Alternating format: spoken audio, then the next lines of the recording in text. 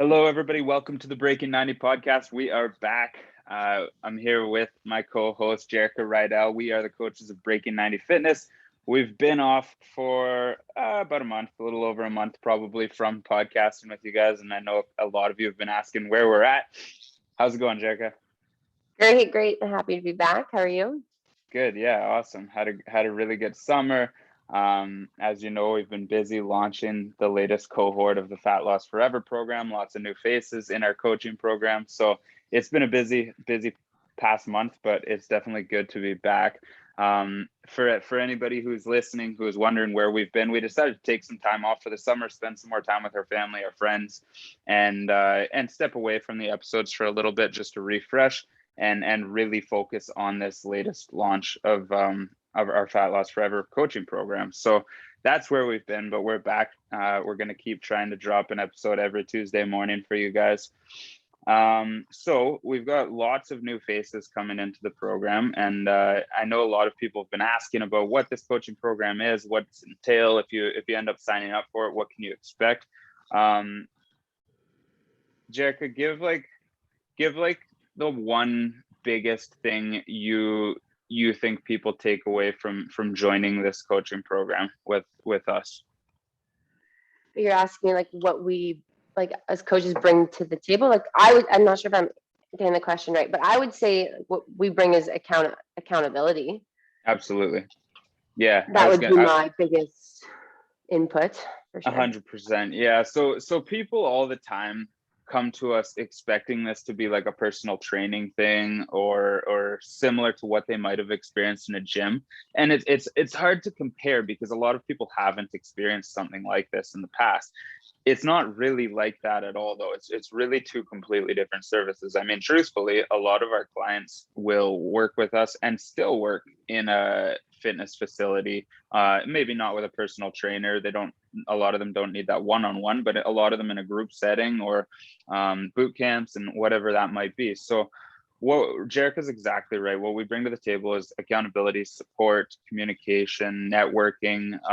It's a lot about holding you to your goals. I mean, the truth is most people who come see us, they already have a pretty good idea of what they need to do to lose fat, to make it a little bit closer to their goals. But the biggest issue most people encounter on that journey is consistency. And part of what we do with Breaking 90 Fitness is we hold you accountable, we hold you consistent to your goals.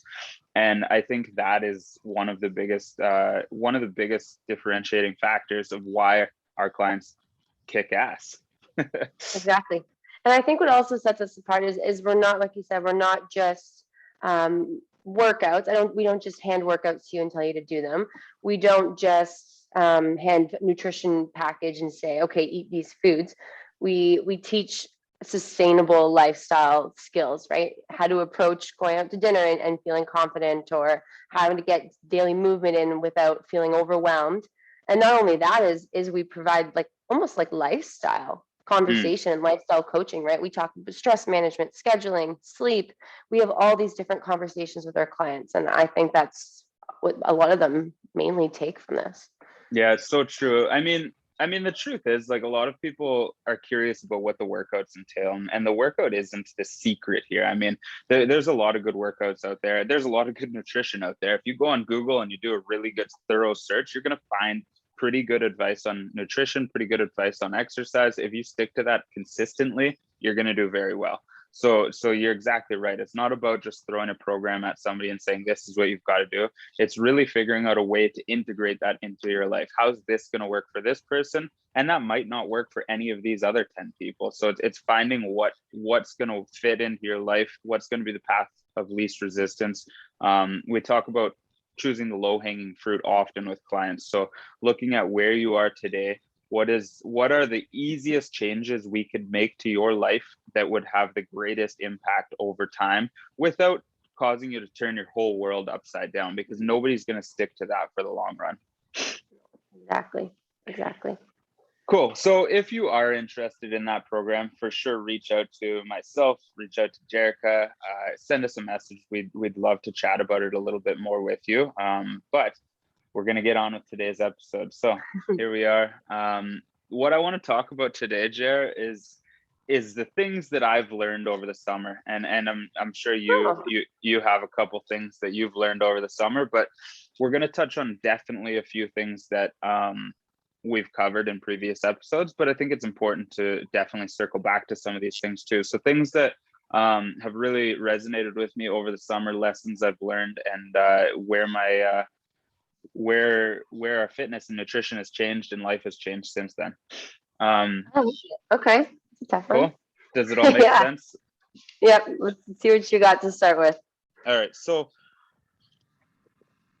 one of the biggest things I think is the schedule change. So there's schedule changes that we face several times a year. Everybody faces them in their life. So we talk about this often. We've been talking about it a lot with our coaching clients recently because September often brings a big schedule change.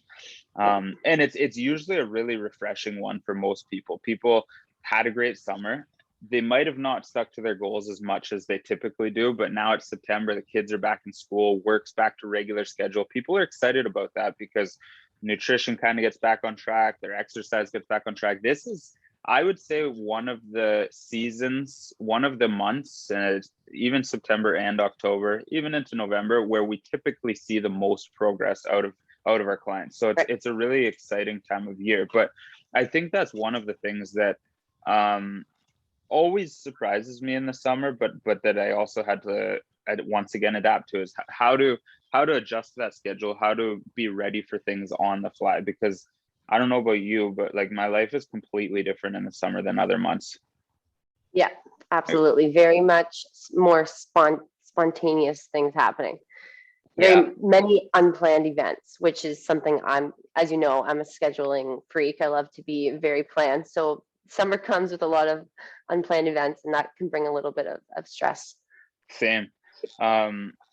One, like, I'm always very structured in my exercise. Like I like to have scheduled workouts, and I do whatever my program says, like 3 workouts that week or 4 workouts that week. And it's like, I know I'm going to do them on these days. It fits in my schedule and I stick to that. And that feels good for me. This summer, it's just like, you never know. Like, it's like, oh, we're going camping now tomorrow. So it's just like being ready to adjust on the fly was a huge one. So one thing I started doing with exercise to stay consistent, and this is something we preach to people all the time, but I've never really had to incorporate it to this extent into my own life, is just having like quick ready options. So I would start doing like 15-minute circuits where I'd like jump on the rower for a couple minutes, pick 3 exercises, circle through them until I fatigue, jump on the rower again for a couple minutes, call it a day if I was in a pinch for time. And I was throwing those in places where I didn't have time for my normal 45-minute workout. What are your thoughts on that?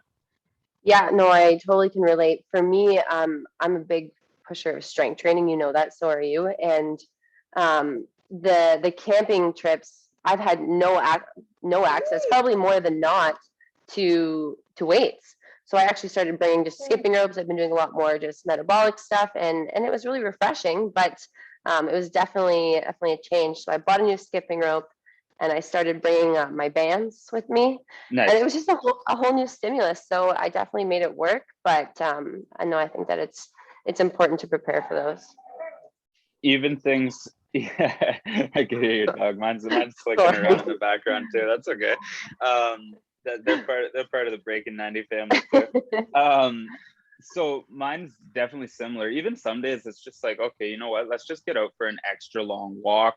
Let's get out and go for a swim today, a bike ride, a hike. Like even things like that in the past I wouldn't normally have given so much emphasis to. Like, yeah, it works, and it's as long as you're staying consistent, you're doing something every day. Are you going to get the best results possible? Maybe not, but it's also not the most important thing in the world if you're crushing progress through a busy season like the summer. If you're able to maintain or stay close to where you were and you can enjoy that summer, then that's a huge win. And the same thing kind of goes with nutrition, right? Like maybe you're not pushing quite as hard through the summer. I know I definitely enjoyed lots of barbecues and get-togethers and that kind of thing, but I still made a little bit of progress towards my goal. Like you guys have heard me talk about my my own weight loss goal that I started before the summer. Well, I'm taking it slow and we're still progressing. And that's exactly what I wanted to do. It doesn't need to be, for me, I don't care what the timeline is at all. That makes no difference to me. Is it frustrating when it's slow? Yeah, it's frustrating for everybody when it's slow, but I knew going into the summer I needed to enjoy myself too. So like, yeah, you lose a pound here and there, maybe a pound a month. Like, I'm fine with that. You're still making that long-term progress and you can still enjoy your life. That is how you create sustainable fat loss.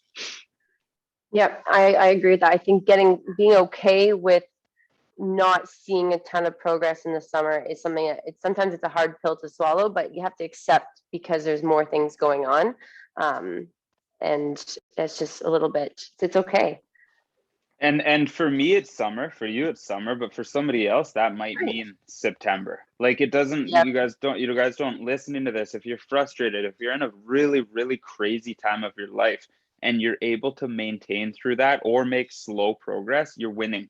Okay. If your whole life is, oh, it's the busiest time of my life, if you're always that person, then you probably need to sort out your priorities and reschedule and change some things, because if it's consistently the busiest time of your life, then it's not actually the busiest time of your life. But if you have a month here or there, a couple weeks here and there where you can do that maintenance or lose a little bit or make a little bit of progress towards your goal, you're killing it. Keep moving forward. Don't get frustrated. That's totally a part of this journey. Sorry, something else I wanted to add to that Yeah, go.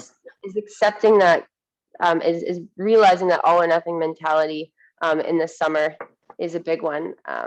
Like, life Yeah. happens. And I think even for me, we preach it to our clients, all or nothing mentality, and we're culprits of experiencing it, right? So Yeah. and that's something that I've dealt with this summer, with knowing that I have big competitions coming up in October, and I'm not seeing the progress that I wanted to see in the summer. It's I can't just kind of throw the towel in. No, go do your little 10-minute jog, because it's better than no jog, right? That's so important. That's something I struggled with a lot at the beginning of the summer, because I was like, oh man, I'm not getting these workouts in, but I had to pivot. And I know, like, we preach these lessons every day, but just because we know something doesn't mean it's still not difficult to do it, right? It's the same reason that you and I have hired coaches in the past, and it's the same, Mhm. it's the same thing. We know what needs to be done. You need to wrap your head around that and be like, oh yeah, take a step back. Something is better than nothing. So that actually brings me to the next big lesson I learned this summer, and it was about sleep patterns for me. So it and all or nothing mentality, actually. So just like you, I get up early every single day. I do something in the morning. Typically, I work in the morning. Sometimes it's exercise, depending on what my day is going to bring, and that looks like 5:30 almost every single day. Now, what hit me this summer was like, yeah, you're staying up a little bit later some nights. You're doing a lot more get-togethers, whether it's family, friends, maybe just staying up a little bit later with loved ones. It was like, at first I'm pushing that 5:30. I'm like, this is who I am. I wake up at 5:30 every day. Thank you. And then Yeah. I realized I'm sacrificing sleep. So we know that sleep is a huge factor towards our goals.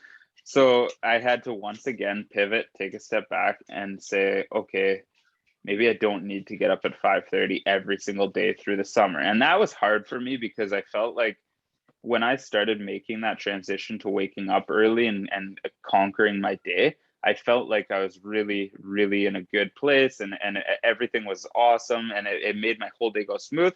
But I realized quickly that the quality and the quantity of sleep I was getting wasn't going to be sustainable. So some sacrifices had to be made, which we know it's going to have to come from here. It's going to have to come from here. Yep. So Yep. what I did was I started sleeping in a little bit, and I slept in consistently. So instead of just randomly some days sleeping until 9 and some days till 6, and I kept it consistent. I said I'm going to allow myself to sleep in to between 6:30 and 7 every day, which felt crazy late. But I kept it consistent, because we know that our body crave Yes. consistent sleep patterns.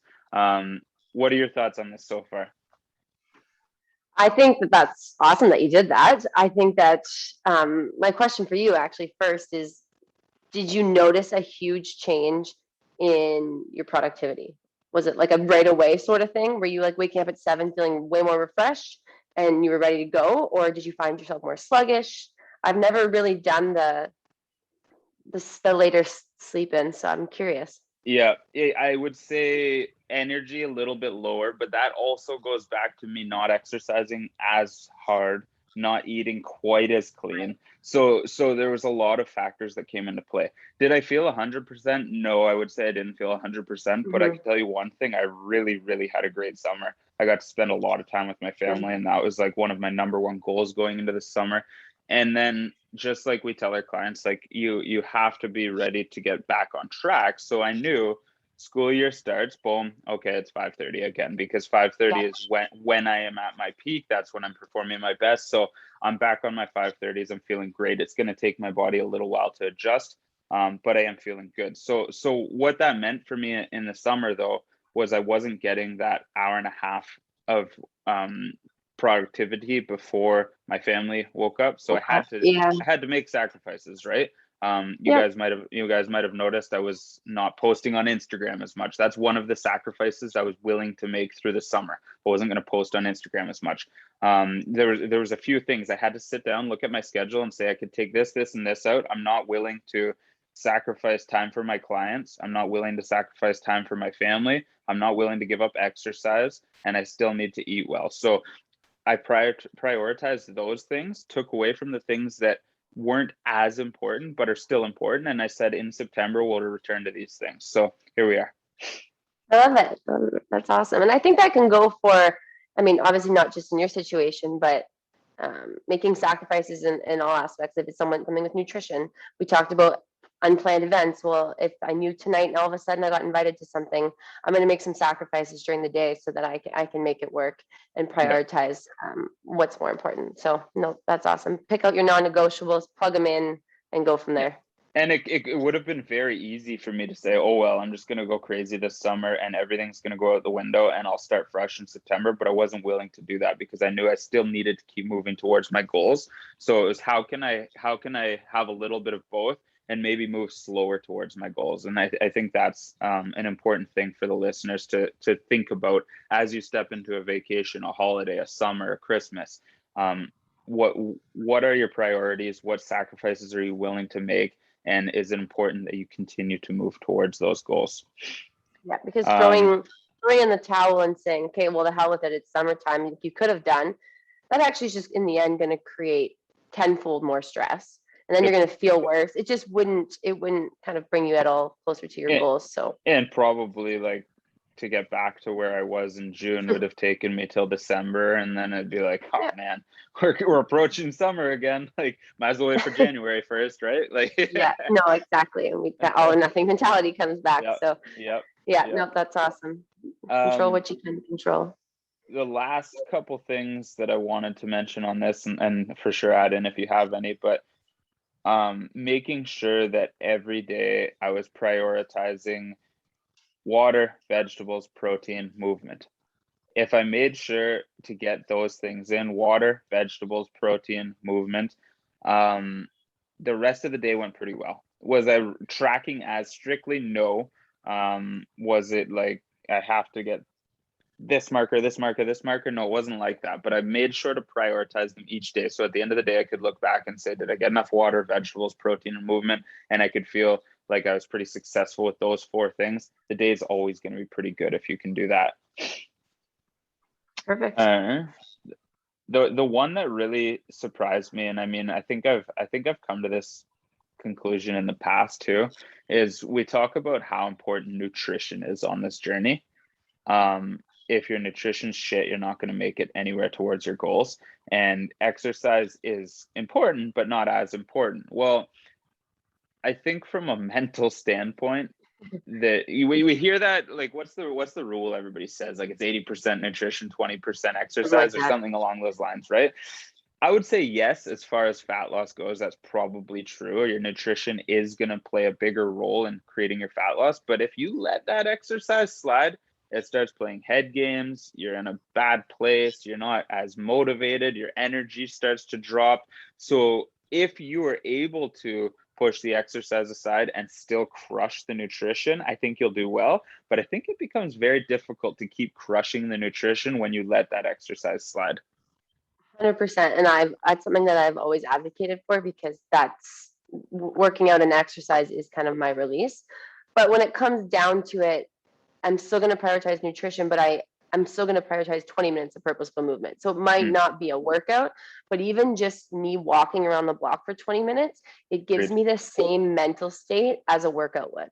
So Agreed. so I feel like I don't always necessarily need to, if I don't have time for the hour workout, I still need that walk, and I still have that same feeling. So that's kind of how I always pair it with my nutrition. It's just some type of movement, typically outside, gives me even more benefits for sure.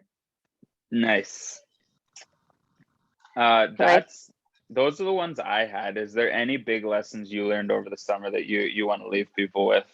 Yeah, actually, I just thought of it, and it doesn't really kind of relate to summer. This can happen for a lot of people at any time of the year, but it just so happened to me in the summer where I got injured, and for me, this is like my first real injury and setback in most of my athletic career. So I hurt my back this summer, and so I have not been able to lift or do anything real intense or physical. And like I said, that is my form of release and my form of stress management. So it's been pretty challenging getting through all that. But and this happens to so many people at different times in the year. But it's finding ways to move and stay active around the injury has been a lesson for sure. So for somebody listening to this who might have gone through an injury, a big injury recently, what's like the biggest quick piece of advice you can give them?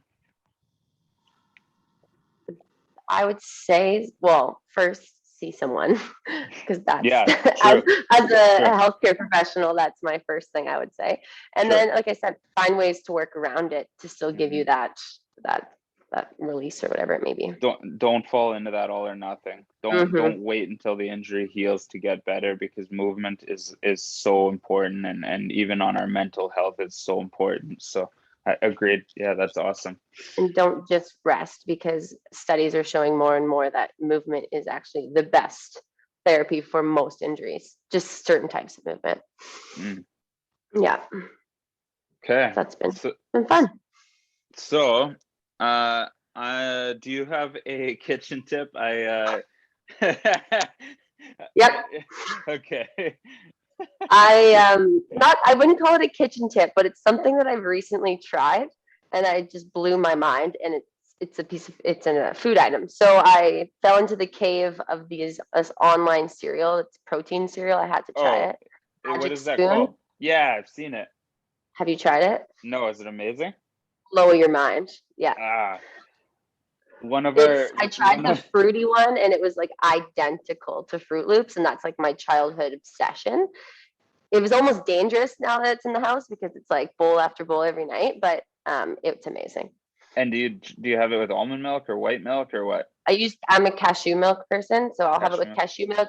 It's high protein. It's like 14 grams of protein for a cup of cereal. Nice. One of our coaching clients, actually, I was talking to them the other day, and they said they ordered like 30 boxes or something. It's so expensive. The box is like the size of 2 hands, and it's $10, but it was worth every penny. Cool. I'm definitely gonna check that out. You gotta try it. Well, guys, thank you. I hope you found our first episode back fun. We're glad to be back. We're glad to have you guys back listening. Like always, let us know what you think. Leave a review, share it with your friends, take a screenshot, share it on Instagram, share it with anybody you think might find it useful. And let us know, what do you want to hear in the future? What's going to be helpful for you on your journey? So thanks for being here. Have a great day.